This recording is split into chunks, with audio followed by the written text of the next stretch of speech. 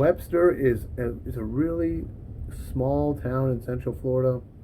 It revolves around this flea market, and it's actually one of the oldest markets in the state. So, doing some research, there used to be laws where you couldn't sell things on Sunday, so they shifted their farmers market to Monday.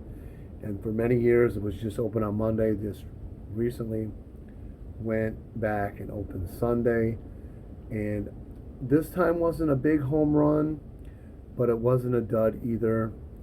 Pretty much my intention all the time is to go and just have fun, spend some money, see what I can find. So what did I get?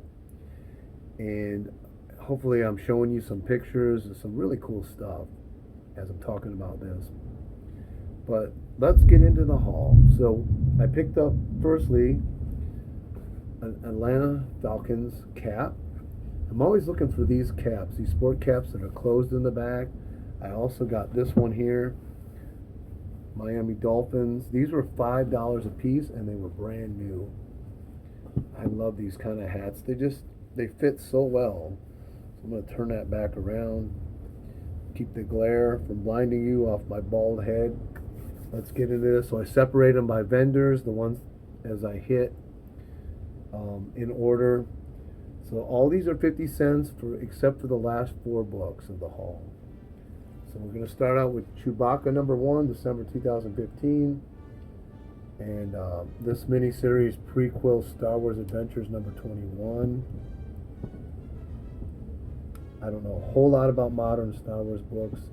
These were all from a vendor, and they made me a deal. Come down to around 50 cents a piece, so I went ahead and just bought them. Bought them more for the read, not really any big keys or anything like that. #1, Tales of the Jedi, The Golden Age of the Sith. That's #1 from October 1996. Dark Horse. And then this is #1, Sith War. And this is August 1995. First appearance of Mandalore, the Indomitable, a Mandalorian warlord. And guess what? This is a newsstand copy. So what they did is they put stickers on them when they sold in the bookstores, making them a newsstand copy. Pretty cool.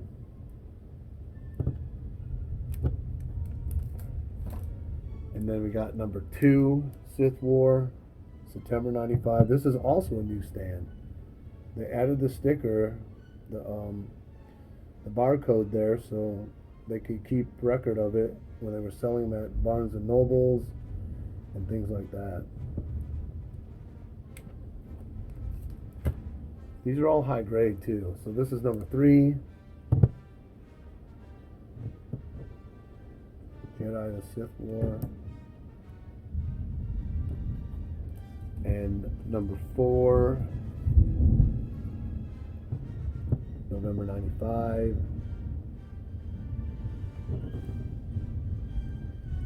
And then we got Star Wars X-Wing Rogue Squadron, The Battlegrounds, Tatooine, #2, July 96.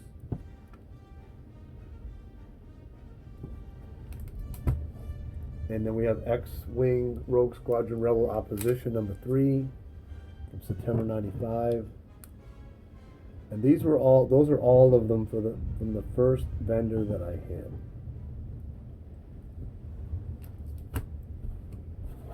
And I have to say, my LCS owner spoiled me.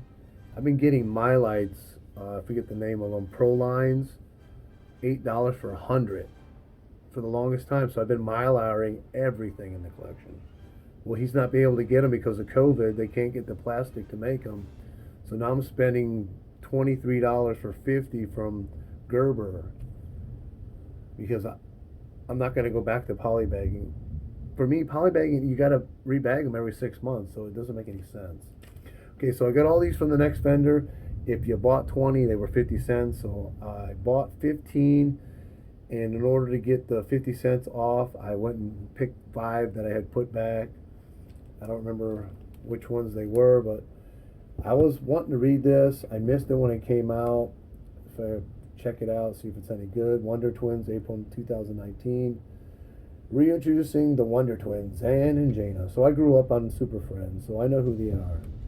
I hope this is pretty good.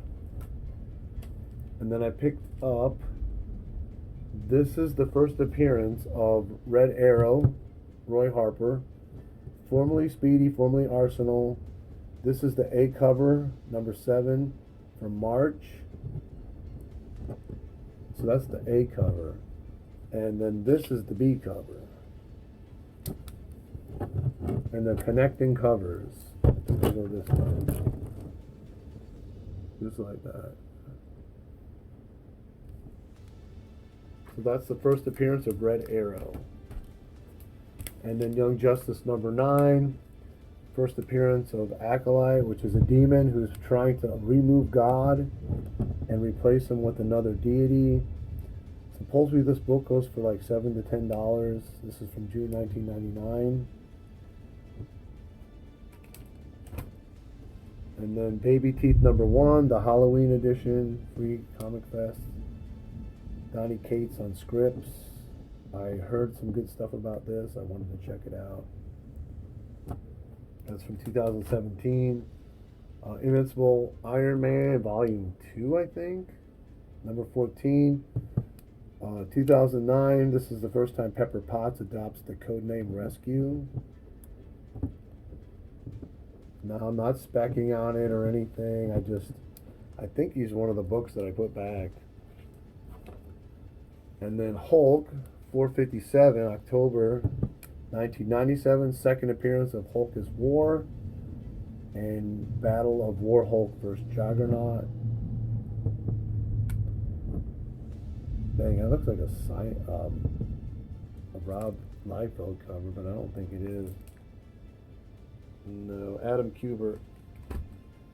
And then Hulk 466, interesting this one is, July 1998. This is Death of Betty Ross by radiation poisoning, and she later is resurrected as the Red She-Hulk. I think that's one of the ones I put back too. And then this one is one I put back. But this is 6/10, August 2010. Now this is the origin of the Red Hulk. But now in here it's revealed that she didn't die. But she was put in stasis or in suspended animation by Thunderbolt Ross until he could cure her of the radiation poisoning. So interesting. I don't know anything about this run, the storyline, or anything yet. So it's going to be new to me. I hope it's good. I always like a good read. So then we have Justice League of America number 12. This is an Alex Ross, cool Alex Ross cover. This is the A cover from 2007. And I got the B cover from Alex Ross. And again, connecting covers. So just cool Alex Ross, number 12. Love it. Connecting covers. 50 cents. This was like one of the only Bronze Age books they had in there. I think they had one. They had one other 2-in-1, but this was a Black Panther from June 1978. Number 40. In Black Panther is always a cool character. Reminds me of Nighttiger. Actually, Nighttiger was inspired by Black Panther and Batman. He's actually an amalgam of those two characters. And if you don't know, Nighttiger is a comic book character that I created. I came up with the name because when we lived in our old house and my daughter was like 7 or 8, we had kittens. And she was coming up with all these names to name different ones. And she said Nighttiger. And I'm like, whoa, that's a good name. I like it. I like it. So these, I have these already, but every time I find them for 50 cents, I'll pick them up. Michael Turner, Justice League number 8. And this is the Lightning Saga Begins. Just a cool looking Batman. And again, I'm a big Batman fan. But then I picked up number 9. So this is my second or third copy of this. Just a beautiful Dawnstar rendition by Michael Turner. I just love that thing. And yeah, so there you go. And you probably know why. But then I got this is my third one of this one also. Number 10. Michael Turner, Bombastic, Vivacious, Power Girl, Black Canary, and I don't know who else that is. Saturn Girl, maybe? Or Dream Girl, actually? I don't know. The three good-looking blondes right there. Dang. Ba ba ba woo. Alright, this is my second copy of this one. This is a beautiful Mario Casilla. I don't know how to say it. It's Mario Casilli cover. Shazam kissing Supergirl. And I have this already. Every time I see this, I want to pick it up. It's just a beautiful cover. I love it. And this is Cry for Vengeance. Cry for Justice. Number 5. I love that cover. And when you've ever seen Supergirl kissing Shazam? Rare. I don't think that's the first time ever. So the next one was Justice League number 27. It's a Milestone Universe crossover.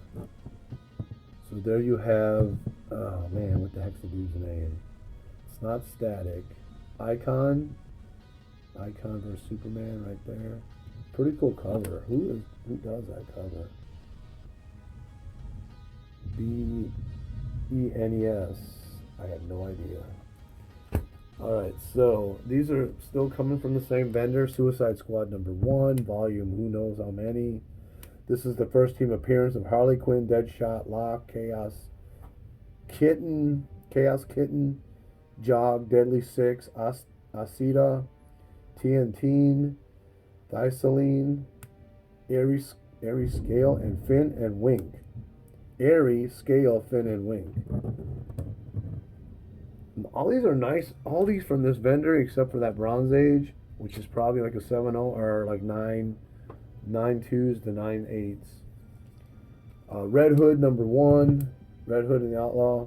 This is the first team appearance of the Outlaws. Red Hood, Arsenal, and Starfire. First appearance of Essence, a mysterious woman who has a past with Jason Todd. And the first cameo of Duke Rod, mentor of Jason Todd. First appearance of Crux. So a lot of first appearances in here. Pretty cool. I think this goes for like $10. And then I've been looking for this one in the 50 cents forever. Not that it's worth a whole lot of money. It's Young Justice number 1, the first ongoing solo title featuring Young Justice. So there you go. Next, I want to find First Impulse in the 50 cent bin. I've been looking for that one forever. This is from September 1998. So that's it from that vendor.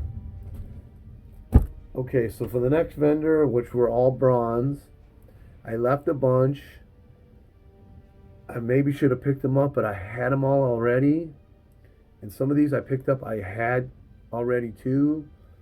So it was hard to pick up, or it's hard to determine. I actually think that this vendor came before that one, so I didn't want to spend all my money not knowing what was ahead. So just a cool Bronze Age DC second Tarzan issue, a number 2/8 from May 1972, and of course the Joe Kubert cover. And this is one of those larger issues. For 25 cents, you get 52 pages. And I've read these consistently. They are good. Picked up this one. I think I have it already. But man, it's hard to turn down a nice copy of a Bronze Age Fantastic Four. John Buscema cover and interiors from June 1973, number 135. I think there were more Fantastic Fours, but I left them there because they were beat up. And there was also a Commandy number 1. I've been looking for that in a decent grade, decent price for quite a while, but it was only the front cover. It was detached. Even though it was 50 cents, I was like, nah. Another DC Superman Tarzan 219, Joe Kubert Shark cover, April 73. Nice copy too. And then a Marvel Journey into Mystery Volume 2 number 5, July 1973. And these are cool. This one was higher grade than all the other ones, so I picked it up. And then I don't know if I had this one or not, but it was just a nice copy of Luke Cage number 11, July 73. These early issues, they're always beat up. And they're tough to get. So I noticed that a lot of shops are asking a lot more money these days. I think my shop was asking like $15 a piece for these. I was like, you gotta be kidding me. Uh, I'm trying to pick up some Harveys, some older Harveys. I'm not into them, but I want to see if I can find some like Silver Age, early Bronze, nice conditions. So this for 50 cents was a nice find, Casper and Spooky number 1 from 1971.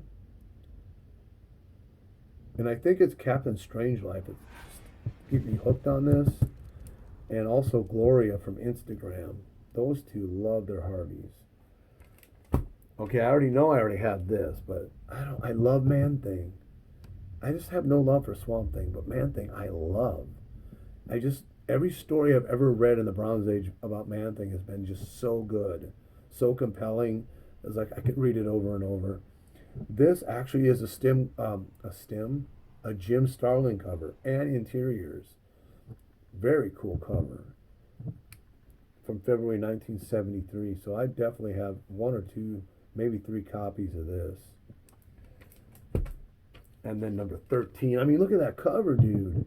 Now this is Rich Buckler, April 73. Now, Rich Buckler, he's like a chameleon artist. He can mimic a lot of different artists. And he usually is asked to, when an artist leaves a title and he steps in, he tries to transition by kind of drawing the same way that the past artist did. So, pretty cool Rich Buckler cover, April 73, and that's number 13. And then this is definitely, I have this already. I'll never leave these behind for 50 cents or $1. So this is Ant-Man for Marvel Feature number 10, Craig Russell cover and interiors. And then Mike Friedrich on script. You know it's going to be good with Mike Friedrich writing the script. And he's the creator of Ghost Rider. So pretty cool. Great cover. These Ant-Man covers, I love them. I'll pick them up every dang time. Okay, next. This is the second one of these I found in the 50 cent bin. I found one like 5 years ago, and now I found another one. Werewolf by Night number 2. Mike Ploog cover and interiors. November 1972. And these early werewolves, they can go for a little bit of bucks.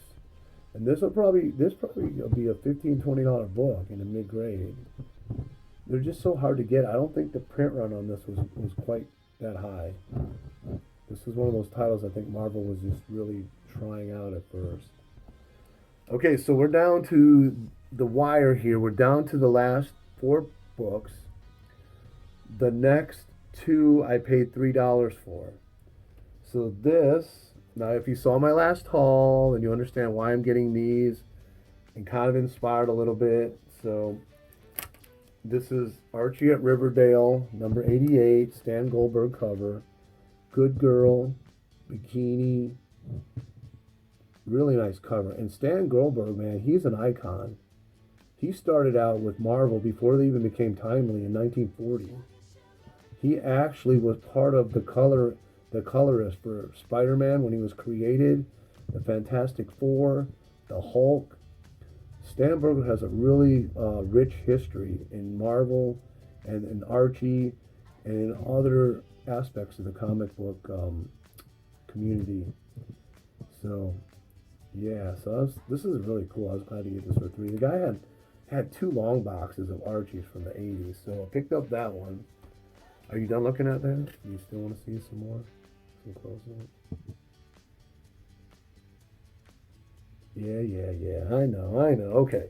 So the next 2 are double entendre covers. So if you know what a double entendre is, double meaning, and that second meaning is usually a little risque. So we got The World of Archie, number 497, from September 1980. This is a cover by Dan DeCarlo, an iconic Archie artist. And you'll see there that Jughead saying, aren't they yummy, Archie? And Archie's saying, yeah, Jughead, these cones ain't bad either. Now, this one is not a key, but if you find it, it's a good one. So he's saying, yeah, these cones ain't bad either. I don't know what he means, but they're yummy. So that was $3. This next one was $1. This was from the last vendor. I went through 4 long boxes. And this one's a double entendre. It's Jughead, $3.24, August 1982. This Ann Goldberg cover.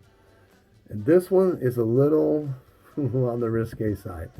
What can I put between those 2 slices? And in the bottom it says, hot dog, if you don't mind, I'll make the sandwiches.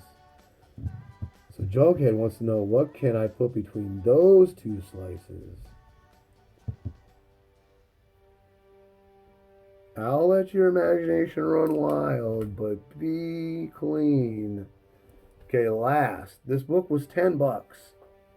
I looked it up on eBay. I already knew it was a good deal. That thing inside you was saying this is a good deal. So I looked it up. These books are usually going for anywhere between $35 with shipping to around $50 with shipping. So last in the line, bring on the bad guys. And you know what this is. It's a Fireside Marvel book. And he tells you right down there at the bottom, origins of the Marvel comic villains. And you got Mephisto, Dormammu, Doctor Doom, Green Goblin, and is that the Wrecker? No, it's the Red Skull, and you have Abomination there in the background. So that was $10. And that's it. That's what I got from the flea market. Let me know what you think. What was any of this a good deal? Just give me your thoughts. Appreciate everything, guys. I keep saying but hey, I think it was a pretty fruitful time at the flea market. I hope you enjoyed the haul. This is Nighttiger saying stay tuned. Got a bunch of different stuff coming up that you're gonna love.